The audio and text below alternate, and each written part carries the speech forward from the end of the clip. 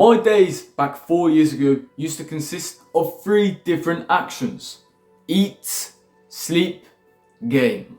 And that was it.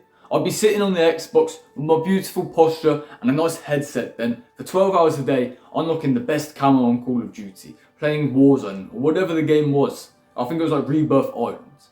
And I'd do that all day long. So trust me when I say that I know how it feels to feel terrible and to have all of your energy feel like it's been rug pulled by the crypto markets, my friend. I've been there, I've done that. So today, I'd like to give you 3 daily habits that I personally do that now make me feel as energetic as ever before. And if you go look back at my old videos, you'll be able to see actually they weren't that energetic, they weren't that passionate as they are now. And that's because these daily habits have came over the last few months and they have completely transformed my life.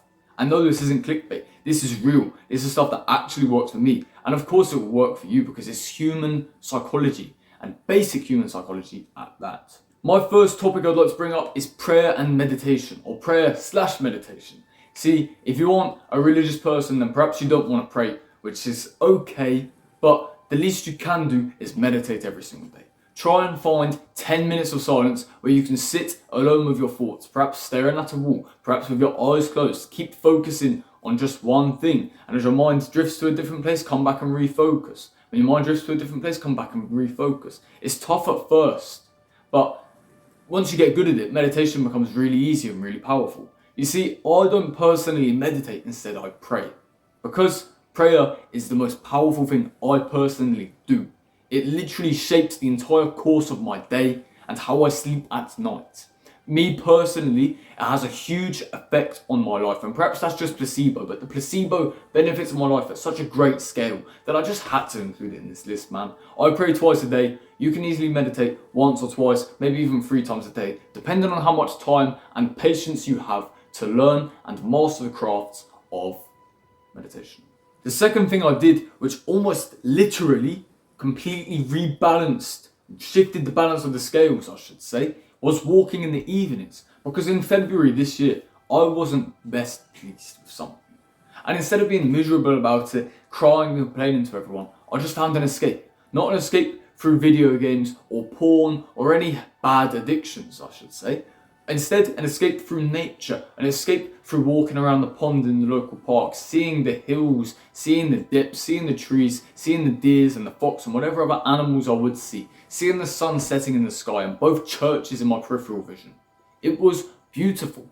And those natural walks I used to take literally boosted my mood right towards the end of the day, exposed me to sunlight, which we all know is really good for you, and as a matter of fact, changed the entire mood of my week. If I missed one day of walking, I actually felt quite bad. That's how important it was to me, and that's how important it still is to me. I go on walks every single day. I look outside every single day. It's extremely important for me. You see, even if it's just before the moon is about to rise and the sun's about to completely disappear. I say the evening because it's the most quiet, but you can do it in the morning or the day when it's clear. You choose, and you need to make sure you at least go for a 10-minute walk every day, even if it's around your block. If it's safe enough to, that is. Of course, I don't want you to be in an unsafe scenario, but go on a walk.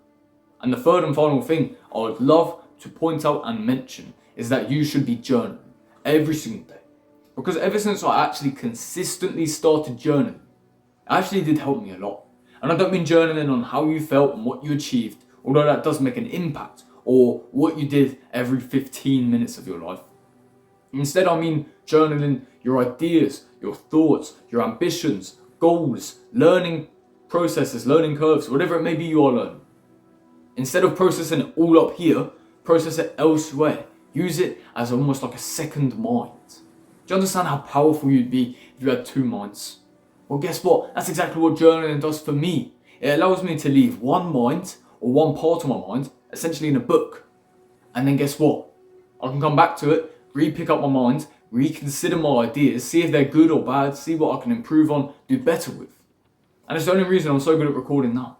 Journaling and journaling alone. So if you can do these 3 things, I guarantee you, as a matter of fact, your mood will improve, you will improve, you'll feel better every single day. These daily habits will literally change your life and elevate your mental health to such a great level. There's so many things you can do for mental health, but these 3 are some of the best on the entire list the large, long scroll of what can you do to improve your mental health.